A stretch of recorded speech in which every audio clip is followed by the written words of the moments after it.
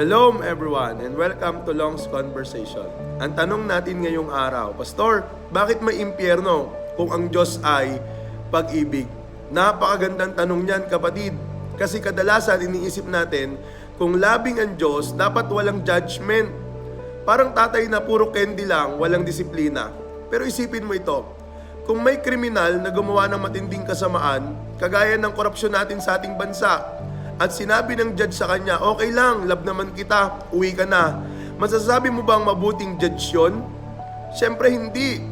Ang tunay na pag-ibig hindi lang mabait, kundi makatarungan din. Sabi sa 1 John 4 verse 8, ang Diyos ay pag-ibig. Totoo yun. Wala tayong argumento doon. Pero sabi rin sa Hebrews 12 verse 29, ang ating Diyos ay apoy na tumutupok. Ibig sabihin, siya ay banal at makatarungan. Ang impyerno, hindi dahil kulang ang pag-ibig ng Diyos. Ang impyerno ang resulta ng pagtanggi ng tao sa Diyos.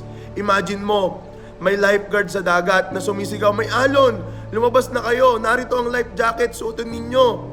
Pero may isang tao na magsasabi, ayoko, marunong akong lumangoy. Tapos nalunod. Tanong, kasalanan ba ng lifeguard yon? Siyempre, hindi.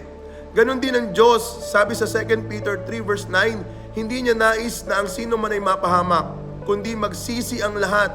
Kaya nga nagbigay siya ng paraan, at ang paraang iyon ay walang iba kung hindi ang ating Panginoong Jesus.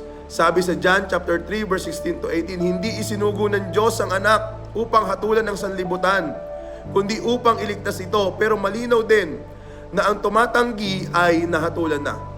Hindi ginawa ang impyerno para sa tao, kundi bilang hustisya laban sa kasamaan. At ang krus ang patunay na mas pinili ng Diyos na akuin ang parusa kaysa pabayaan tayo. Kaya ang tanong, hindi bakit may impyerno.